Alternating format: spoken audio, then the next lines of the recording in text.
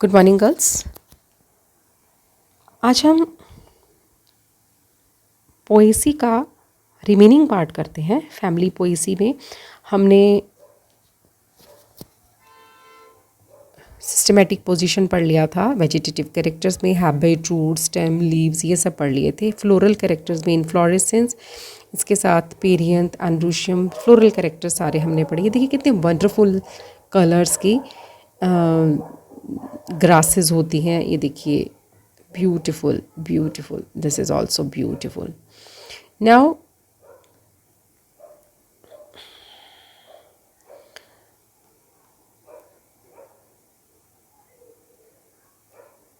आज हम पढ़ते हैं इकोनॉमिक इम्पॉर्टेंस। इकोनॉमिक इम्पॉर्टेंस में the Poaceae are the most valuable family in the whole plant kingdom. They provide food in the form of cereals for mankind. वो हमें भोजन प्रदान करते हैं सीरियल्स के रूप में, और फॉरेज यानी कि चारा प्रदान करते हैं डोमेस्टिक एंड वाइल्ड एनिमल्स के लिए। इसके अलावा they provide a wide variety of other useful products जैसे sugar, aromatic and edible oils, fibres, paper, starch, alcohol, beverages and liquors, adhesives चिपकाने योग्य पदार्थ जो है, plastics and packing, thatching and building materials. ये सारी चीज़ें जो हमें मिलती हैं पोएसी के मेंबर्स से। नाउ फूड स्टफ़, अब हम ए वन बाय वन एक एक लेते हैं। फूड स्टफ़ यानी कि खाद्य पदार्थ। प्रमुख खाद्य पदार्थ धान्य होता है, यानी कि सीरियल्स होते हैं। ठीक है, जिसे हम धान्य भी बोलते हैं। ये दो प्रकार के उसमें बटा हुआ होता है। एक होता है सीरियल यानी कि फाइन ग्रेन्स, एंड दूसरा होता है फाइन ग्रेन्स यानी कि हम इसे बोलते हैं अनाज, और मोटा अनाज होता है जिसे हम मिलेट्स बोलते हैं। दिस इज़ कॉल्ड मोटा अनाज। तो इसके बारे में हम पढ़ते हैं। सीरियल्स के अंदर हम जानते हैं आता है ओराइजा सेटाइवा यानी कि राइस, चावल। सबसे इम्पॉर्टेंट नॉर्थ इंडियंस के लिए ट्रिटिकम एस्टाइवम।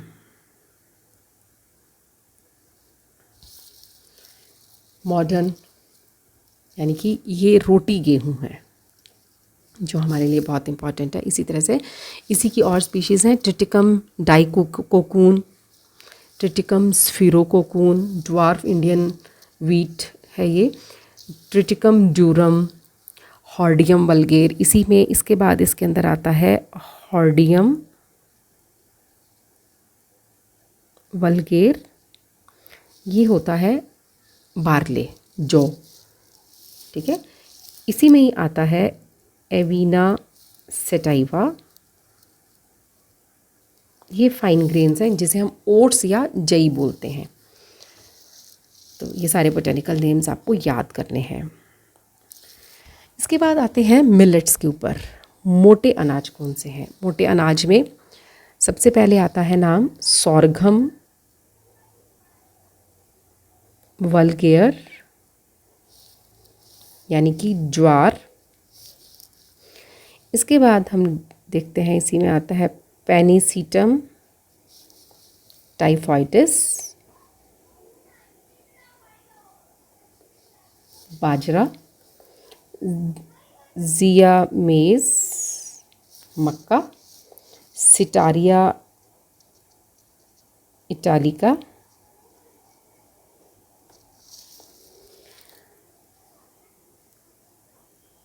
इल्यूसिन कोराकेन, ये होता है रागी, फिंगर मिलेट हम जिसको बोलते हैं। और इसी तरह से पैनिसीटम की एक और स्पीशीज़ है मिलियासियम सामा, कॉमन मिलेट हम जिसको बोलते हैं। ये सारे मोटे अनाज हैं। नेक्स्ट आता है इसी में इम्पॉर्टेंट शुगर। शुगर हम सब जानते हैं हमें प्राप्त होती गन्ने से, शुगर केन से, सैकरम ऑफिसिनेरम इसका बोटेनिकल नेम है सैकरम ऑफिसिनेरम, ठीक है, sugar cane. It is very important source of sugar. जिसके जो बाई प्रोडक्ट्स निकलते हैं उन्हें हम मोलासेस बोलते हैं। इसके जो बाई प्रोडक्ट्स निकलते हैं उन्हें हम मोलासेस बोलते हैं। ये इंडस्ट्रियल अल्कोहल बनाने के काम में आता है और अल्कोहलिक बेवरेजेस बनाने के काम में आता है। और इसके बाद जो बगास बचता है, इसके बाद जो बगास बचता है उससे स्ट्रा बोर्ड बनाए जाते हैं। गन्ने पुष्पन से पहले ही काट लिए जाते हैं। रोलर्स के मध्य रस निकालने के लिए फिर उसको पेरा जाता है। रस को कम दबाव में उबाला जाता है और फिर क्रिस्टलन के लिए छोड़ दिया जाता है। कभी आपको वक्त मिले, मौका मिले तो करणपुर साइड में कमीनपुरा में शुगर मिल है, वो देख के आइएगा कि गन्ने का प्रोसेसिंग कैसे होता है, कैसे हमें शुगर मिलती है, कैसे ब्राउन शुगर मिलती है और किस प्रकार से उसकी क्वालिटी निर्धारित होती है, मोलासेस कहाँ जाते हैं, कैसे यूज़ होते हैं और बगास भी कैसे यूज़ होता है। ये सारा प्रोसेस जो है आप देख के आइएगा। इसके बाद हम लेते हैं फॉडर। फॉडर में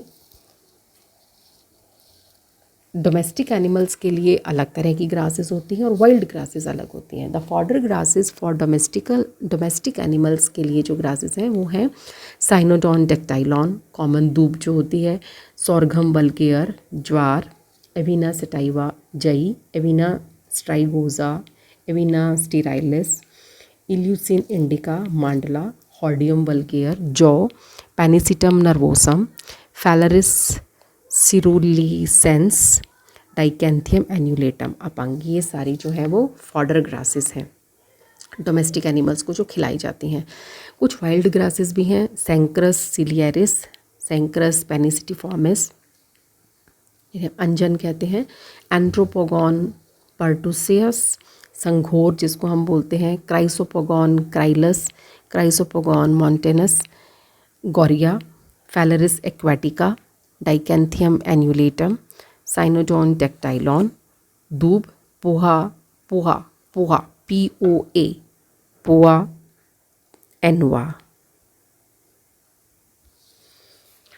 डेक्टाइलॉक्टेनियम इजिप्टिकम और some species of cynodon, poa, festuca, agrostris are cultivated for forage, decorative and sports areas को कवर करने के काम में आते हैं।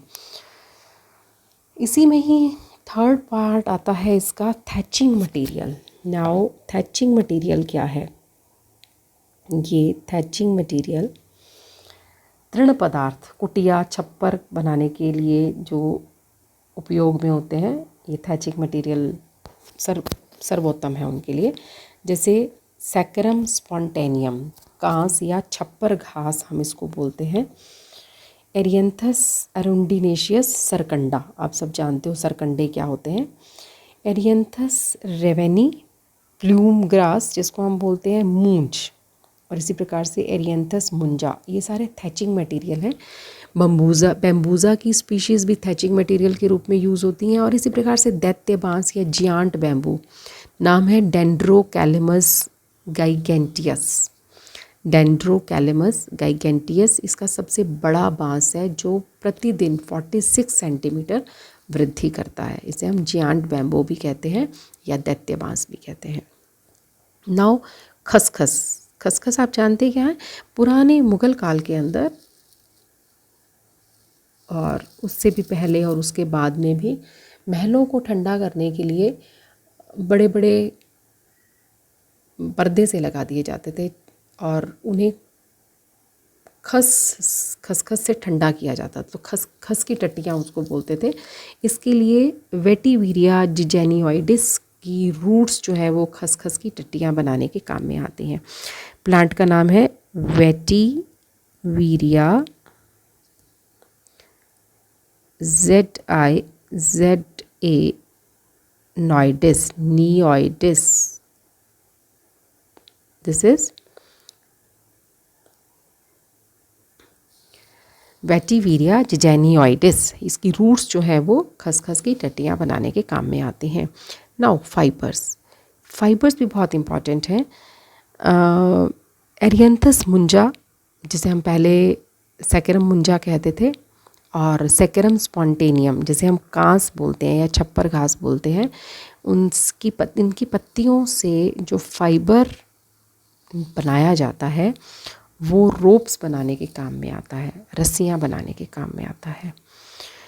Important, economically important next point आता है ऑयल्स। ऑयल्स में some grasses are the source of commercially important essential oil, जो कि परफ्यूमरी, मॉस्किटो रेपेलेंट, क्रीम्स और अदर मेडिसिन में यूज़ होता है। Cymbopogon flexuosus, east Indian lemon grass हम इसको बोलते हैं। सिम्बोपोगॉन, CYM, सिम्बोपोगॉन। इसकी डिफरेंट स्पीशीज़ हैं, जैसे मार्टिनाई है जिसे जिंजर ग्रास बोलते हैं, सिम्बोपोगॉन सिट्रेटस है, lemon grass, West Indian lemon grass जिसको बोलते हैं। इसी प्रकार से सिम्बोपोगॉन नार्डस सिट्रोनेला ऑयल निकलता है इसकी लीव्स से। सिम्बोपोगॉन नार्डस, इससे सिट्रोनेला ऑयल्स निकलता है इसकी लीव्स से। इसी तरह से वेटिविरिया जिजेनियोइडिस जो है ऑयल ऑफ वीटर और खस ऑयल जो है वो राइजोम और रूट्स से प्राप्त होता है। कुछ प्लांट्स ऐसे हैं जो पेपर मैन्युफैक्चर में यूज़ होते हैं, जैसे all species of Dendrocalamus, Bambusa, Saccharum officinarum, Oryza sativa, Erianthus munja, Erianthus ravennae, Vetiveria zizanioides. तो ये सारी चीज़ें जो हैं economically this family is very very much important, क्योंकि हमें इससे धन धान्य मिलता है, चीनी मिलती है, बहुत सारे ऑयल्स मिलते हैं, थैचिंग मटेरियल्स मिलते हैं, फाइबर्स मिलते हैं और पेपर मैन्युफैक्चरिंग के लिए प्लांट्स मिलते हैं। तो this is all about family Poaceae. और यहाँ पर हमारे 3 यूनिट कंप्लीट होते हैं। तो हमने डाइकोटिलिडनी फैमिलीज़ भी पढ़ी, मोनोकोटिलिडनी फैमिलीज़ भी पढ़ी। तो this is all about taxonomy part of this paper. Next हम शुरू करेंगे एम्ब्रियोलॉजी पार्ट। ये देखिए, ये सारे, ये बांस है, ये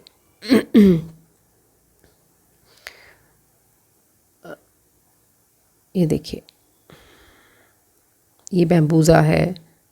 इसी प्रकार से ये डिफरेंट मिलेट्स और सीरियल्स हैं जो यूज़ होते हैं। ये देखिए इस प्रकार से, ये कॉर्न है, जिया मेज़, ये पेनिसिटम है, और ये है वीट,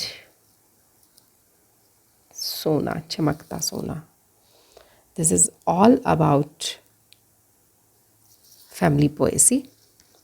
Thank you.